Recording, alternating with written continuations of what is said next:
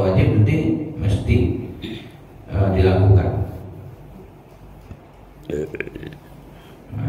Hikmahnya menutupi kekurangan, kesalahan, menyempurnakan, membuat jengkel setan atau marah. Bacaan doanya bisa doa seperti ini: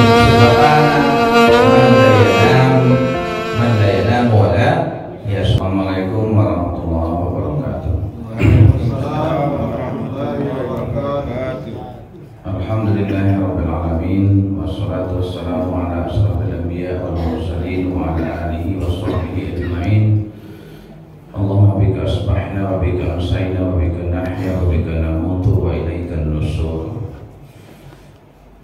Bapak Ibu sidang jemaah subuh rahimahumullah. Tema kajian fikih kita pagi ini adalah tentang sujud sahwi. Sujud sahwi itu sujud yang disyariatkan untuk dilakukan karena adanya penambahan, adanya kekurangan, adanya keraguan dalam sholat kita terkait dengan apakah jumlah rakaatnya, apakah rukunnya, atau dalam kasus tertentu tentang sunatnya. Nah, kalau terjadi penambahan dari 4 rakaat jadi 5 rakaat namanya, dari sujudnya 2 kali menjadi 3 kali, atau pengurangan, sholat sudah baru 2 rakaat sudah salam padahal 4 rakaat harusnya, sujudnya 2 kali, sekali udah berdiri aja ke rakaat berikutnya, tinggal tahiyat awal namanya. Nah, semuanya itu ada tata cara penyelesaiannya dengan sujud sahwi. Masing-masingnya ada apanya, juklak juknis dari Nabi.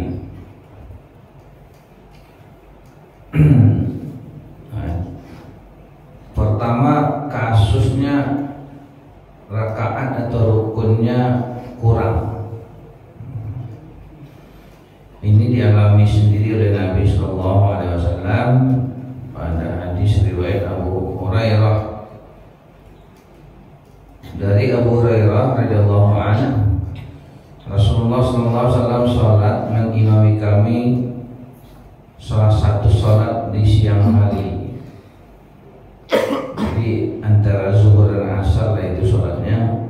Beliau sholat 2 rakaat, kemudian salam, lalu bangkit berjalan menuju batang kayu yang ada di masjid, bersandar padanya seakan-akan nampaknya beliau sedang marah. Beliau meletakkan tangan kanan di atas tangan kirinya dan menjalin kedua jemarinya, meletakkan di punggung telapak tangan kanan di pipi kiri ini. Ya, orang-orang yang segera keluar dari pintu masjid berkata, apakah sholat di kosor? Di antara kaum muslimin ada Abu Bakar, ada Abu Umar, tapi keduanya segan berbicara melihat kondisi Nabi seperti itu. Lalu ada di antara sahabat itu orang yang tangannya agak panjang, namanya Dzul Yadain. Dzul Yadain itu artinya orang yang memiliki 2 tangan karena panjangnya. Ia berkata, ya Rasulullah, apakah engkau lupa atau sholat di kosor? Nabi SAW menjawab, aku tidak lupa dan sholat pun tidak dikosor. Lalu beliau bertanya kepada orang banyak, apakah yang disampaikan Zulyadan ini benar? Mereka menjawab ya. Akhirnya beliau maju lagi ke tempat sholat, mengerjakan sholat yang ditinggalkan, berarti 2 rakaat lagi ya, baru salam. Nah, kapan sujud sahwinya? Selanjutnya beliau takbir dan sujud seperti sujud biasa atau lebih panjang, mengangkat mengangkat kedua kepalanya dan bertakbir, duduk di atas dua sujud, kemudian bertakbir dan sujud seperti sujudnya atau lebih panjang, kemudian mengangkat kepalanya dan bertakbir, kemudian salam. Ya, jadi kalau sudah bubar sholatnya, baru kita sadari yang salah itu, maka posisi sujud sahwinya setelah salam. Nah, itu rumusnya. Nanti kalau kita sadari kesalahan itu dalam sholat belum salam, posisi sujud sahwi sebelum salam. Jadi kalau ini kasusnya Nabi sholat 2 rakaat salam, lalu mau apa dialog. Nah, itu kan sudah selesai sholat itu. Nah, tambah yang tinggal itu apakah 2 rakaat yang tinggal, apa 1 rakaat yang tinggal, pokoknya selesaikan sampai tahiyat akhir, sampai salam, baru ditambah sujud sahwi 2 kali, baru salam. Ibu-ibu apa-apa pemahamannya selama ini sujud sahwi di dalam sholat kan gitu ya kan? Ini hadis riwayat Bukhari dan Muslim. Ini tidak melulu di dalam sholat. Ya, ini tata caranya. Saya lihat semua hadis itu rumusnya begitu. Kalau sudah bubar, ya nanti posisi sujud sahwinya di luar setelah salam. Tapi kalau kita sadari masih berlangsung sholat itu, posisi sujud sahwi di dalam sholat sebelum salam. Nanti kita lihat hadis lain. Nah, ini hadis kedua. Sesungguhnya Rasulullah dari Imran bin Husain radhiyallahu anhu berkata, sesungguhnya Rasulullah SAW sholat asar lalu salam pada rakaat ketiga. Kemudian beliau masuk rumahnya, berdirilah menimba beliau seorang bernama Al-Khirbaq, dan kedua tangannya agak panjang. Nah, ini kadang-kadang begalau hadis ini oleh penyampainya. Tadi kan Zulaidan tangan panjang juga, Al-Khirbaq tangan panjang juga. Apakah memang tangan panjang juga Al-Khirbaq ini atau terpengaruh oleh hadis yang tadi?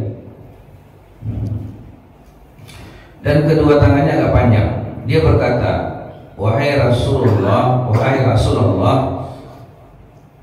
dia jelaskanlah kepada Nabi apa yang telah terjadi.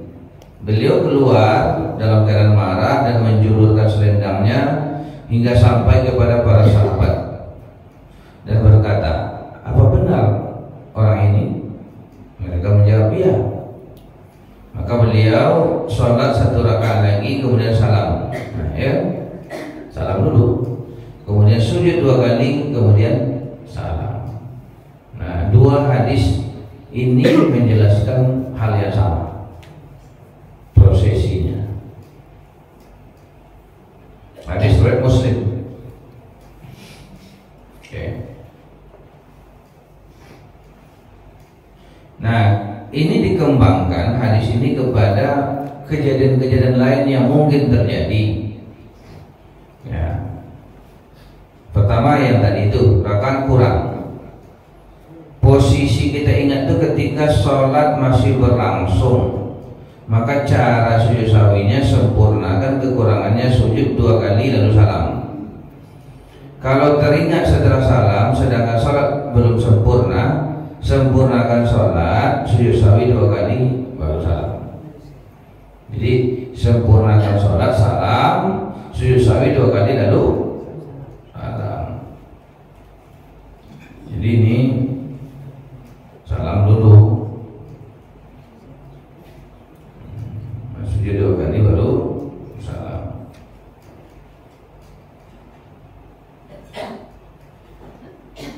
Nah, ketentuan ini juga berlaku jika terjadi kekurangan rukun seperti rukuk atau sujud. Nah, nih rukun kurang, misalnya ketinggalan sujud, rukuk dan lain-lain. posisi ingatnya di mana? Ketika baru ingat setelah sampai pada rukun yang sama pada rakaat berikutnya. Bagaimana cara sujud sahwinya? Rakaat yang ditinggal rukunnya itu dipandang gugur. Nah, jadi anggap rakaat yang sujudnya sekali tadi anggap tidak ada, hilang aja. Ya. Lalu lanjutkan sholat sampai sempurna, sujud sahwi baru salam. Kenapa? Karena ingatnya ketika sholat sedang berlangsung. Jika belum sampai pada rukun yang sama pada rakaat berikutnya, nah, kembalilah ke rukun yang tinggal, teruskan sampai selesai sujud sahwi 2 kali lalu salam. Jadi umpamanya ini kita sujudnya sekali baru, nah sujud sekali baru, naik aja ke rakaat kedua. Lah baca Al-Fatihah. Oh ingat sujud baru sekali. Turun kemana lagi turunnya? Ke duduk dan terus sujud. Kan itu lanjutannya tuh. Lalu sujud lagi kedua teruskan. Nanti sebelum salam sujud sahwi 2 kali. Nah, tapi kalau kita ketinggalan sujud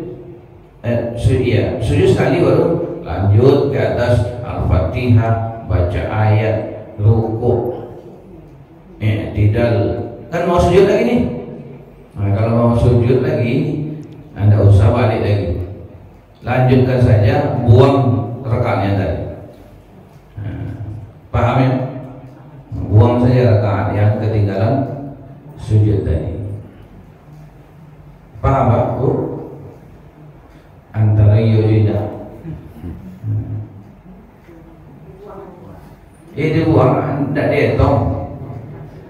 Anggap yang rakaat sekarang rakaat satunya, ya, yang tadi ini dibuang.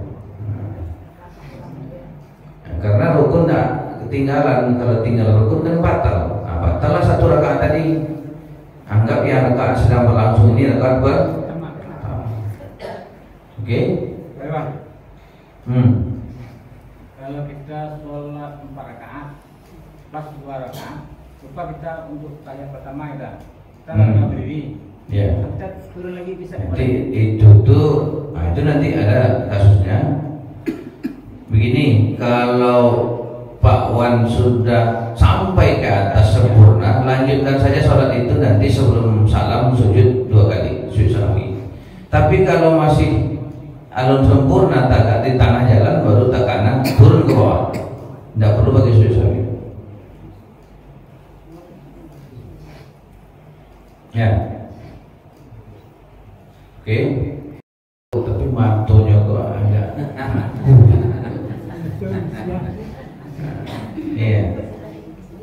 Nah, oke.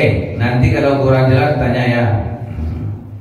Kasus kedua, rokaatnya mungkin ibu-ibu ragu karena ikut lain dong dari nawak kenal selama berarti nawak kenal selama yang salah karena itu hadis nabinya gitu.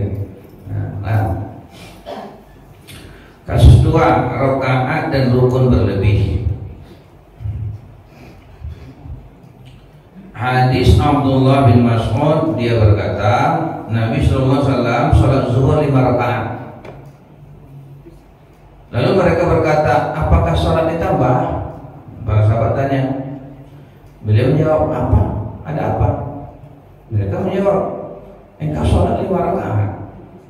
Lalu beliau rapatkan kedua kakinya. Dia kan posisinya duduk nih. Dia rapatkan seperti mau sujud, duduk menghadap kiblat, sujud 2 kali, kemudian salam. Itu jawabannya. Kalau berlebih-lebih itu, sujud 2 kali, salam. Nah, hadis riwayat Bukhari Muslim. Ini hadisnya sahih semua. Bukhari Muslim.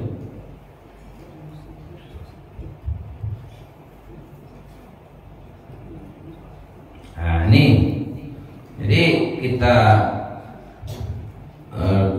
perlebar tuntunan tadi kepada yang lain. Nah, rakaat berlebih kalau ruku', i'tidal dan lain-lain, pokoknya sedang sholat lah. Lalu ingat rakaat telah bertambah, kita harusnya sudah sujud, sudah tahiyat akhir nih. Harusnya sudah tahiyat akhir, sudah rakaat, tapi naik juga lagi ke rakaat kelima. Ini kan? Oh ingat, setelah di atas itu ingat, langsung duduk, ambil posisi sujud tahiyat akhir, posisi duduk tahiyat akhir. Lalu bacalah tasawuf, sujud sahwi 2 kali, salam. Kalau kita sudah naik ke rakaat kelima itu, sudah ruku', i'tidal, sujud, sudah tasawuf pula, baru sadar ini sudah 5 rakaat ini, sudah tasawuf, tapi lanjutkan aja tasawufnya itu ya, sujud sahwi 2 kali, salam. Pokoknya kalau ingatnya sudah sampai kepada posisi akhir, yang lanjutkan aja lah. Berarti bertambah rakaat, sempurna rakaat pertambahan itu. Tidak apa-apa, sujud sahwi 2 kali sebelum salam. Yang ketiga, selesai sholat baru ingat atau diberitahu, nek, kata cucu, nenek sembahyang 5 rakaat tadi. Nenek baru mana? Iya, nanti gaya apa itu juga kan. Lakukan sujud sahwi 2 terus salam. Ya, bisa dipahami Pak Bu? Bisa. Ketentuan ini juga berlaku jika terjadi penambah rukun sholat seperti rukuk, sujud.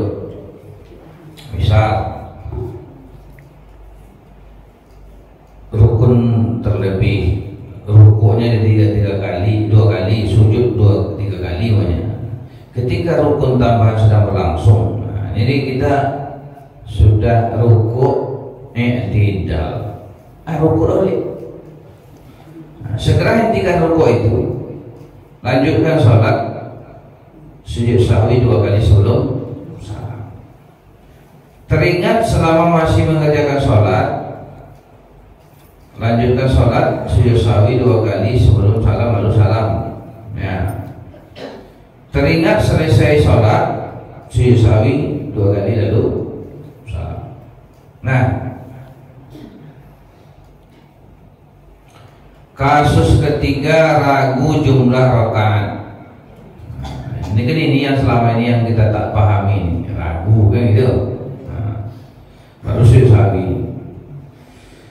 Nah, ini Nabi SAW, kata Abdullah bin Mas'ud, ketika beliau sholat, ketika beliau salam, ada orang yang bertanya, apakah terjadi sesuatu yang baru dalam sholat? Beliau menjawab, ada apa? Mereka menjawab, engkau sholat begini-begini. Lalu beliau sejajarkan kedua kakinya dan menghadap kiblat, lalu sujud 2 kali, lalu salam.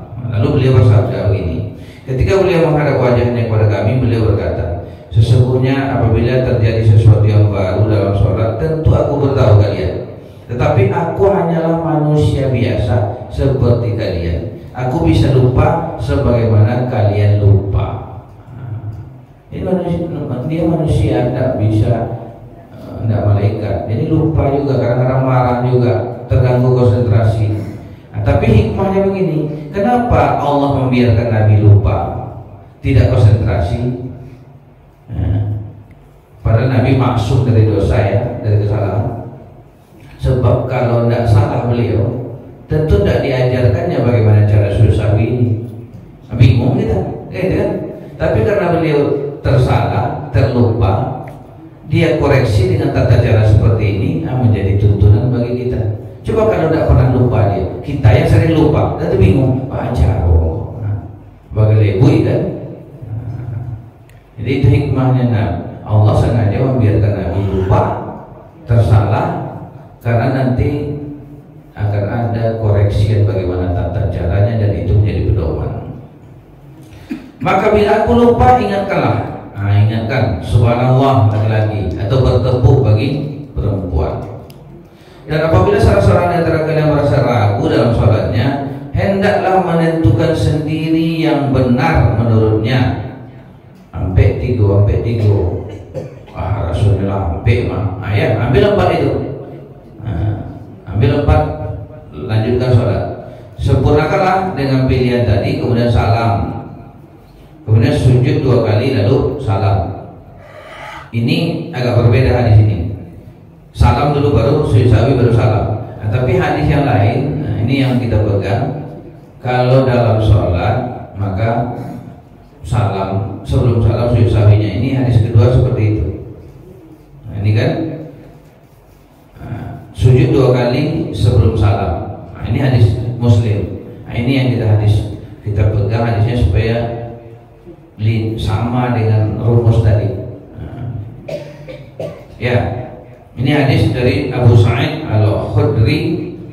Apabila salah seorang antara kalian merasa ragu dalam sholat dan tidak tahu berapa rakaat dia sholat, 3 atau 4, maka hendaklah dia buang keraguan tersebut dan hendaklah dia mengerjakan sesuai dengan apa yang diyakininya, kemudian sujud 2 kali sebelum salam. Jadi yang diyakini itu apa?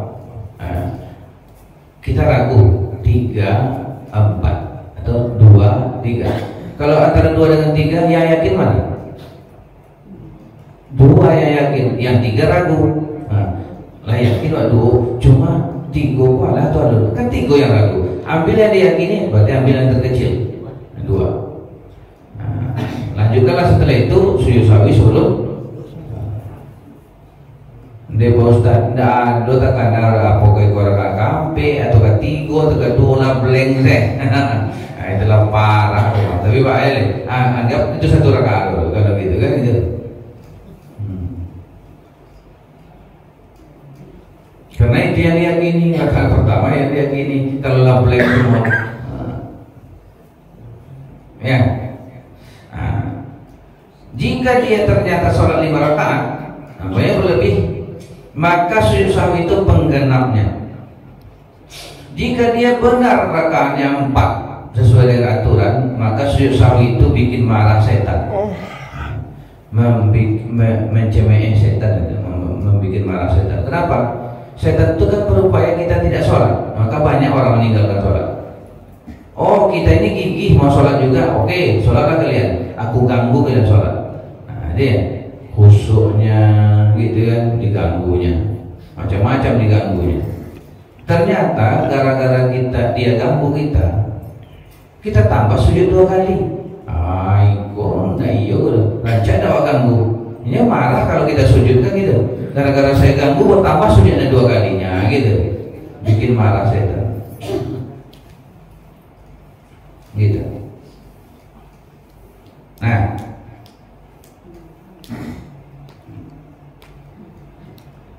jadi kalau ragu tentang jumlah rakaat, jika ada yang lebih diyakini, maka pegang yang paling diyakini itu, sempurnakan sholat sujud sahwi sebelum salam.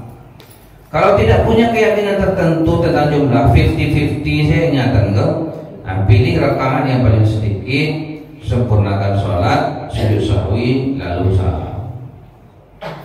Ya.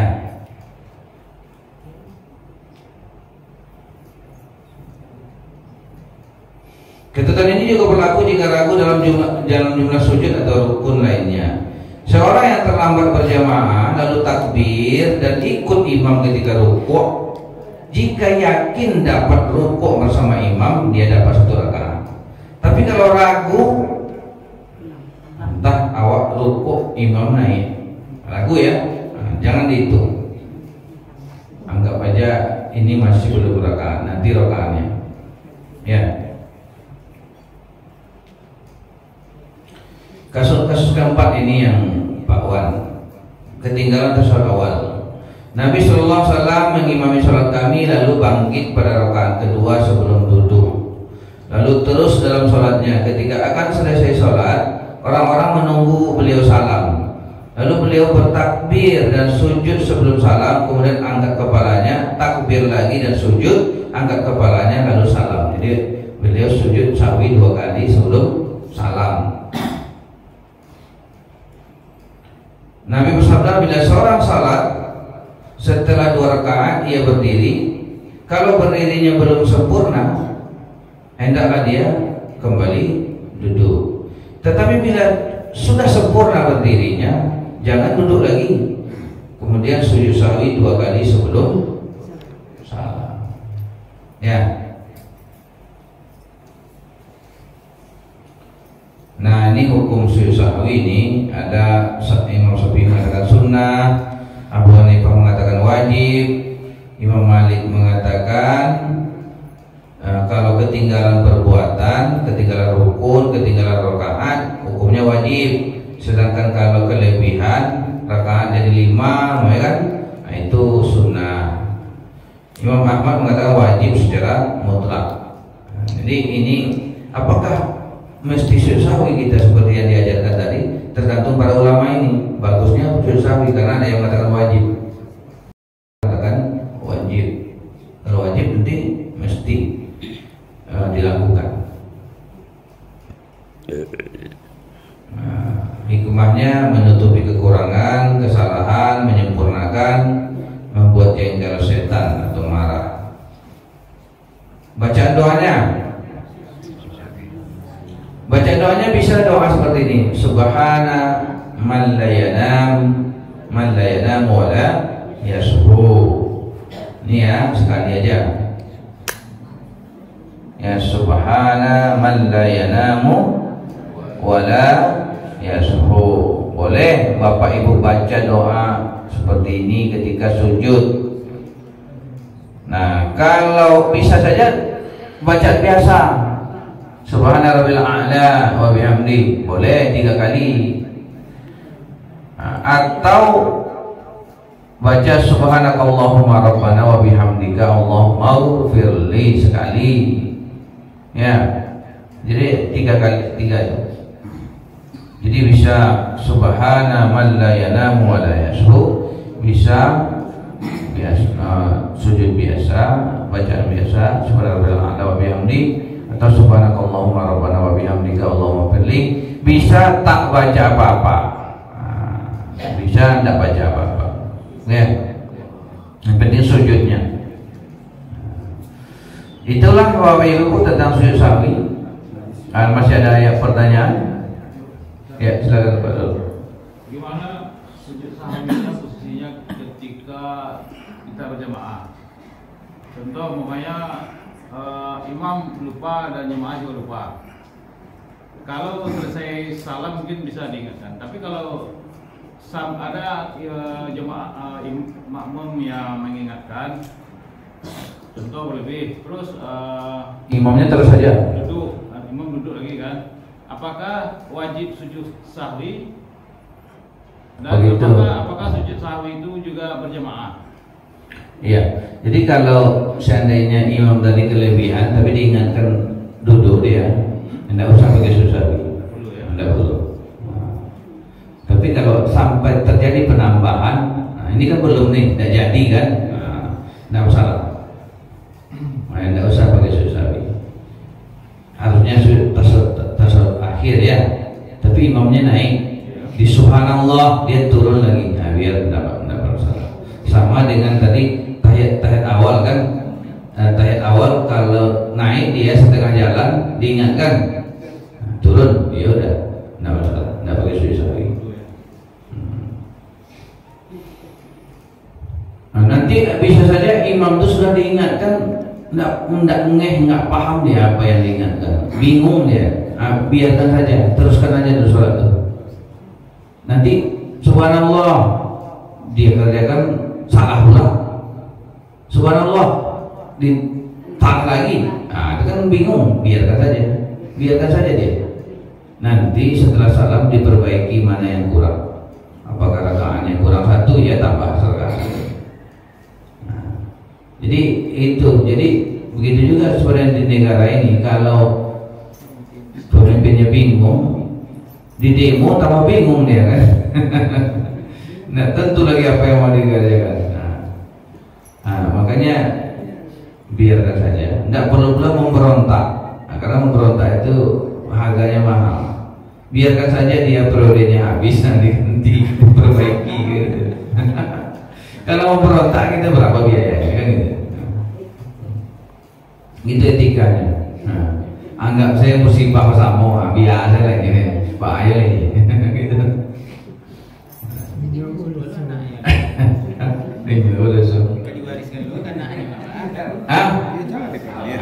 Jadi wariskan. Jadi kalau itu tergantung. Itu kan pilihan berikutnya. Kalau salah lagi diingatkan, diingatkan elok. Ternyata enggak juga, bingung juga. Itulah musibah kedua kan gitu. Awak sama pelok diri di bawah balik. Biasa ada orang terdetek lagi.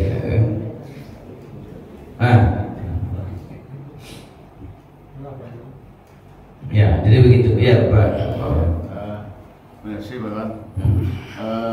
Banyak kita kan ragu masalah rakaat. Kadang-kadang.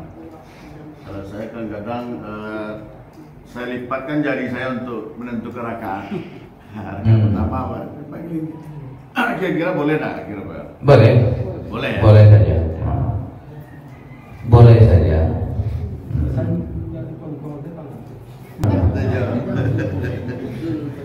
Tidak masalah. Bagaimana tata cara kita lah. Biasanya kalau kita lupa sekali, besoknya lupa lagi tuh. Biasanya gitu. Maka konsentrasi itu yang diperbaiki. Atau kita rencanakan sholat tuh, rakaat pertama saya baca ini, rakaat kedua baca ini, kan gitu. Jadi kita sudah punya fokus ke situ. Nah, sudah. Mudah-mudahan ini bermanfaat. Banyak maaf, terima kasih. Wabillahi taufiq wal hidayah. Wassalamualaikum warahmatullahi